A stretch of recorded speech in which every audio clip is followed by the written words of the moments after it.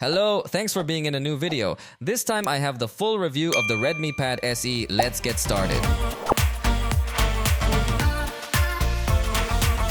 The distribution of this device is very strange in Mexico, since on the one hand we have the official Poco store in Mercado Libre that is distributing it at a very competitive and very low price. On screen is also appearing the reference in dollars, but on the other hand, we have Xiaomi distributing it officially with other stores at a much higher price. So it is very strange how the brand is handling the distribution of this device. Obviously, the most advisable will be to purchase it with Mercado Libre because it will have the lowest possible price. At that price, I must anticipate that it is a very good buy, but if you are going to acquire it at the official Xiaomi distribution price elsewhere, the truth is not bad, but it is definitely not so attractive either. Having said that, how about joining me to get started so we can get to know it? This tablet will offer us a modern format as it has reduced frames, even a screen with rounded corners giving it a considerably good touch. It weighs 478 grams and is 7.36 millimeters thick, placing it well for a tablet in this price range. We are in front of a tablet that could be considered medium. On the right side, we have two speakers, USB-C port and headphone jack, which is an important addition. Above will be the tray to place a micro SD card and volume buttons, plus a microphone. On the left side, we have the power button, which is not a fingerprint reader. Also, two other speakers and the Dolby Atmos text. Finally, on the bottom we have a completely clean frame, so it is not a tablet that has pins for a special keyboard accessory. In Mercado Libre, only this one is available, which is the graphite gray option, but in other distributors, where it is more expensive, it is also available in mint green and purple lavender. This tablet will not offer us any stylus, nor keyboard, nor an official accessory to complement the experience. But of course, you can connect some Bluetooth wireless keyboards to it, so you can try to use it for writing documents and doing tasks. The screen is going to deliver within what one would expect in a device of this price point. It's 11 inches in size and has full HD plus resolution, 1920 by 1200 pixels, achieving a pixel density of 207. So we do not have ultra sharp text, but enough to use this tablet to create documents or read a PDF document or something similar. What you will notice is that it is a screen with simple viewing angles. So if you are going to view content from the side, the brightness is lowered considerably. Therefore, I see it focused on personal use and not so much on family or group use when they want to watch movies or something like that, because those sitting on the edges are not going to see anything. Likewise, the color quality and contrast are simple because it's a tablet that's not looking to compete at the high end. But we would expect that in this price range. It is not a tablet intended for outdoor use, so the brightness level of its screen is not that high. Fortunately, however, with respect to minimum brightness, it does manage to go down to considerably low levels, unlike other entry series displays that can't even lower their brightness much. So we have a comfortable display, including auto brightness, dark mode, reading mode, and you can also select a different color palette in case you want a bit more saturated colors. A positive point of the screen is that it offers us 90 Hz in its refresh rate, so the movements and animations that you see through this screen are going to feel much more fluid, unlike any laptop that you could buy in this same price range, which is going to offer you a much simpler screen. So, it seems to me that for working on documents with a student, it would be just fine. Now you're about to listen to some audio recorded with this tablet. This is an audio test recorded with the Redmi Pad SE, which has a microphone. What do you think of the sound? The sound pickup from its microphone is of good quality, and even though it is only one microphone, fortunately it is placed in the upper area, where you are unlikely to get to cover it up. The only detail is that it will not have wind noise cancellation or something like that, so if you wanted to make video calls from outdoors, we'll have a lot of noise. But indoors, which is where you usually use the tablet, video calls will be with good quality for this audio. But the point where I think this tablet stands out the most is in the speakers, as they not only come certified by Dolby Atmos, but also are 4 speakers offering a sound with very good amplitude, fully stereo, with lots of power and good quality. But what do you think if we listen to a small test? Although remember that it is not the same to listen to it live.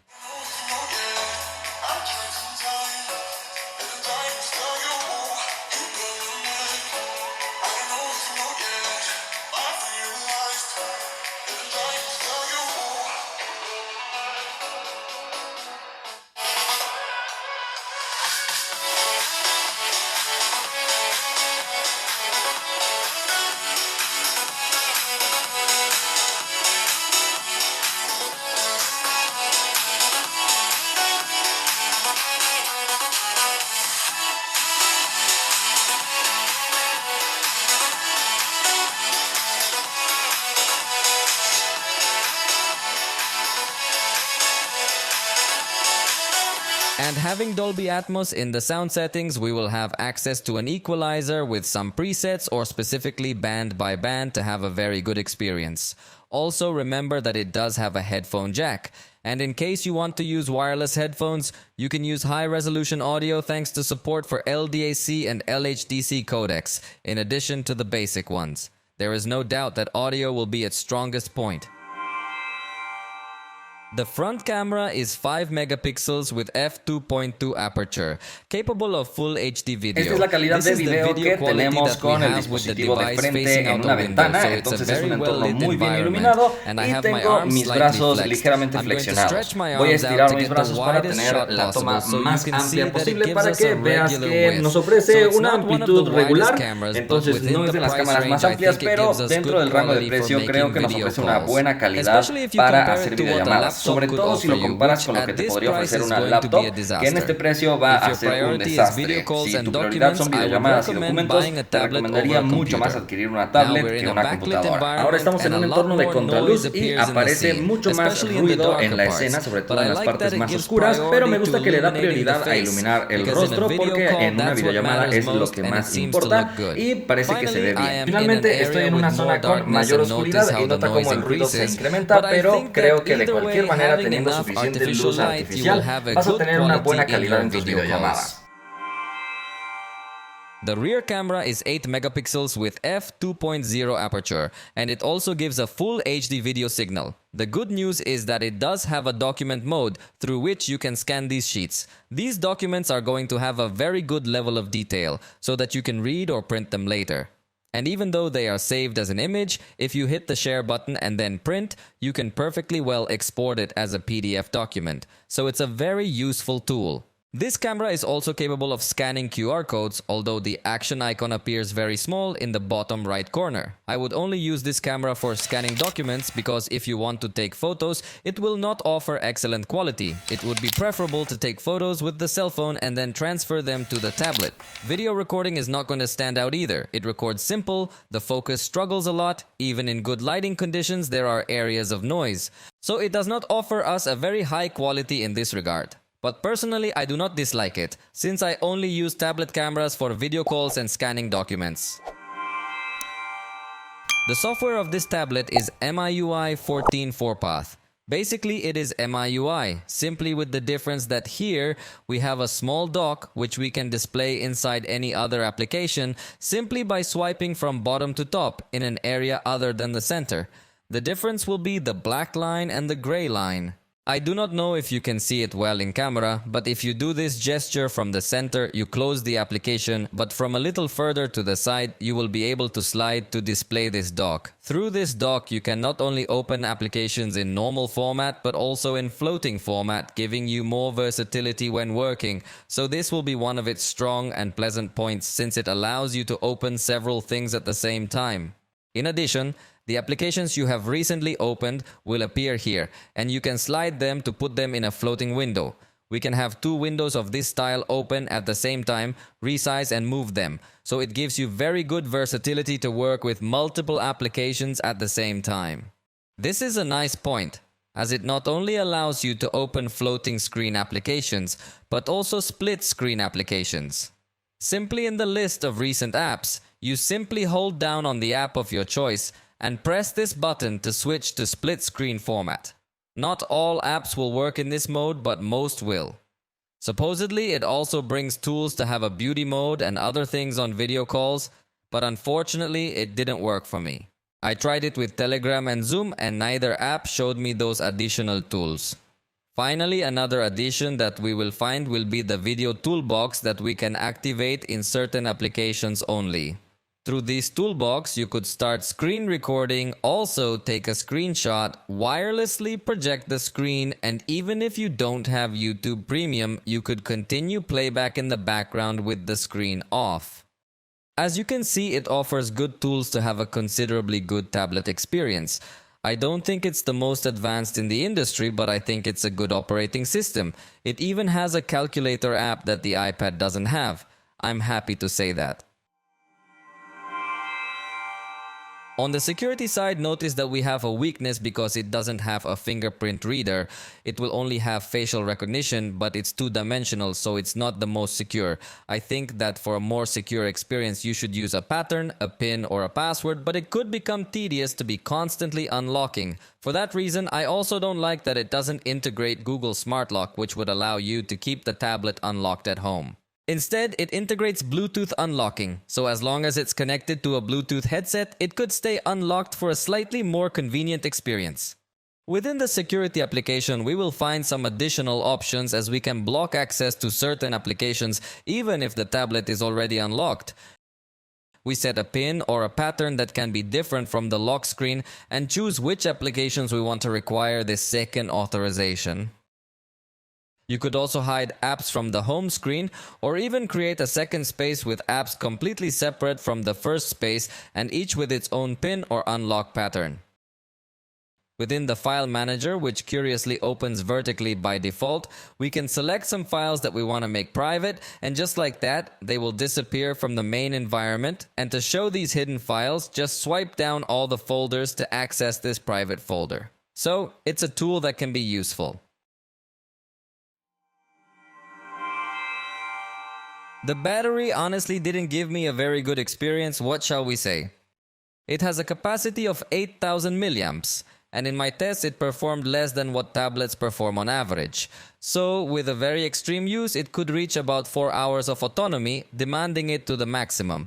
Of course, if you are a user who is only going to create documents and simple things, the tablet will perform much better. But this is the benchmark test I do, and it did not give me a very good autonomy. What shall we say?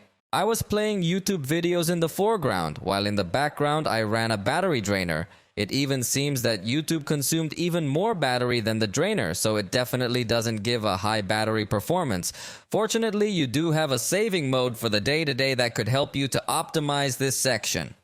But what I liked least about the tablet was its charging, since it is a very simple 10-watt charger and the full charge was completed in almost 4 hours. It is too long to charge a tablet, and we do not consider that it has fast charging even in the first minutes, since with 15 minutes of charging it barely recovered 9% and with half an hour 17%. So charging is going to be very slow, that's a point to consider. And if you were thinking of leaving it charging overnight, it also doesn't have a smart charging system or charge lock, so you don't ruin the health of the battery with that much speed if you get into that practice. So definitely that the battery and charging experience is one of the worst of this tablet. Before I go to the performance test, let me tell you that I am testing the version with 6GB of RAM and 128GB of storage. Although the version that is distributed in Mexico has 4GB of RAM, so it is likely that the performance is slightly lower unless you buy it in Mercado Libre, where this version will arrive. So at this moment I am opening the web browser, which had many tabs loaded, although all these tabs are going to load again because it has been several days since I left them like this. So let's also see how fast these pages can load. It seems to be going well. It is advisable to load this on the computer side so that you have a slightly more adapted view, and in case it still looks like a stretched view, just remove the M from the domain so that we can have a view similar to the one we have on the computer. Then I am going to access again, and there we have a much more optimized view. We're going to access other pages as well, and you're going to see for yourself the load time of each of these applications. In this case, we find the Snapdragon processor 680 a considerably good processor. Everything will depend on the price, because at the price it is outside the free market, it is a normal processor, like virtually all of the range. But at the price it is in the free market, it is a much more powerful processor than what other devices in the same price range can offer you. So here you are seeing more or less its performance opening some web pages. Of course, in some cases it will be more convenient to install the application, but in most applications or pages it is more convenient to access through the browser to show us a well-adapted view on tablet screen. And notice that we have a good performance. It seems that although it is not ultra fast when responding when changing tabs, it seems to me that it works considerably well. we're going to open even more tabs, so we'll see if at some point the tabs get restarted. So far, it seems to be behaving without any problems, so I don't really think you're going to have a bad experience on this tablet. It has considerably high specs, although it should be remembered that I'm testing the 6GB RAM edition. So we've got everything loaded up. Let's go back to the first tab and notice that everything is still working fine. We haven't had any problems, it's still loading. So it seems to me that it has well managed RAM, although here you do feel a certain level of weakness in the processor at the moment of making some movements when loading a lot of content, as you can see. However, according to the price, I think the performance of this tablet will be positive. Let's open up some documents so you can get a glimpse of the experience as well. I'll use the Google app so you can see for yourself how they are performing. Here, I've already opened an Excel sheet. And again, the scrolling within the document suddenly feels a little slow, but nothing unusual, nothing out of the ordinary. Let's open a document now. And again, notice that it opens considerably fast. Here we have our text editor already. And finally, I'm also going to open up a presentation so that again you have an experience and an idea of more or less what performance it can give us. As you can see, it can take a little while to load the content of the slides, but in the price range we cannot be so demanding. What I like is that you could open several documents from the same application. In this case, from a text editor like Word, we can perfectly well have here a content loaded, while we already had open also this other report. And notice, the documents are still running as well. The movement, I insist that it doesn't feel so fluid or smooth, but at least it's not making application restarts that could become very annoying. Although that doesn't mean that at any point it's going to restart apps, since the nature of the Android OS is to restart some apps or tabs when it runs out of memory. So we're definitely going to have a good experience. Not perfect, but for the price range, it's pretty good. Let's talk about games, although oddly enough, I'm into the security app. Why? Well, ask Xiaomi because I don't understand why the game turbo setting is inside the security app either. Also, when you open it, it says game space and not game turbo.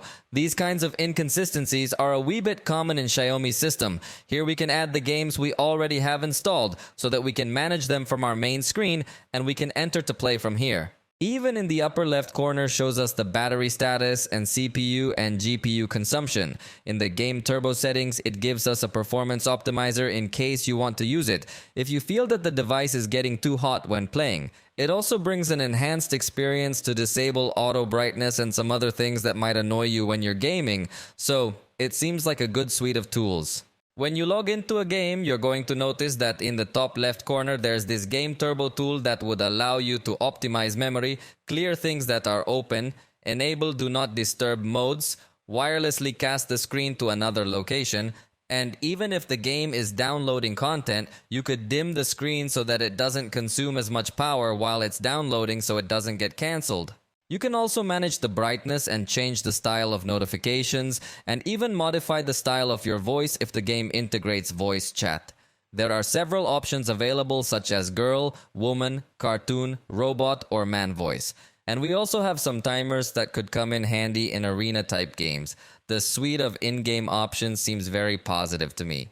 In Call of Duty, by default, it gives us the average graphics quality at an average frame rate as well. However, we can change the settings in different ways. We can turn the graphics quality up to very high, but if we try to turn the frame rate up to high, the graphics quality goes down. So you have to prioritize something whether you want graphic quality or you want a smoother rate. With the high quality, notice that if we have access to practically all the effects, this is thanks to the fact that it has a Snapdragon processor, while if we select the low quality setting, several effects will not be available. With the very high quality, it was very remarkable to see that it achieved 30 frames per second on average considering the free market price. I want to insist on that because it is going to depend a lot on the price, the conclusion that we have of the performance that this equipment has. If you buy it for more than 6,000 pesos, it will have a performance that could be in the expected, but cheaper. If it comes to surprise by maintaining good stability as well, although at the time of recording, the screen may have many more complications. But if you do not record the screen, the game remains considerably fluid and with good graphic detail. So I wouldn't recommend it too much if you are going to record gameplays because you might face some stumbles when you are recording the screen. At low quality, you still have a jump to 40 frames per second on average, and you do notice the difference. In fact, when you're recording the screen, if you're playing on low quality, you won't feel the performance drop dramatically. So, yes, you might be able to record gameplays as long as you have a simpler graphics quality setting. It certainly maintains good stability and a good experience. So if you are looking for a tablet that also gives you a good gaming experience without spending so much, I think this is a considerably good option, as it also has enough space for cooling and doesn't get too hot. In the Legends game, the setting is automatic, but for the test we set it to low quality at 60 frames per second. With this setting, it will give you a high average of frames per second, although it will vary a lot, so it is not as stable, even in this case that the graphics are not as high. There may be games that take a lot more work, and therefore its frames per second rate may vary a lot. It's not gonna give you a 100% stable experience, but it's gonna give you very good gameplay for this free market price range. On SpongeBob, by default, it loads the high quality with a high resolution as well, although to be fair, we set it to medium quality. It should not default to high quality. And even lowering the graphics quality, it felt like the game didn't run as smoothly, although it's a game that can struggle for mid-range devices. Even recording the screen, you will notice even more hitches. So we don't have very good stability, even though we do have a considerably high average frames per second. However, the fact of not having much stability might be a bit uncomfortable for some gamers. Possibly the most advisable thing to do would be to enable the low graphic quality in all contents to have a smoother experience. Finally, in Henshin Impact, by default, we have the low graphic quality, and what we did was to set it to very low, but go up to 60 frames per second to see more or less how it was doing with low blurring. It's funny that in this case it didn't allow us specific frames per second monitoring, but we can tell you that the experience was what you would expect from a device of this price point. It's not going to be ultra smooth, but it didn't behave like a disaster either. It seems to be a solvent enough tablet to run some content as long as you have low or very low graphics quality, in the case of content as heavy as this. So yes, you can get to play with a good enough fluency, but not totally unhindered. For the moment, we have reached the end of this video. If you liked it, you know you can let us know. And we'll see you next time.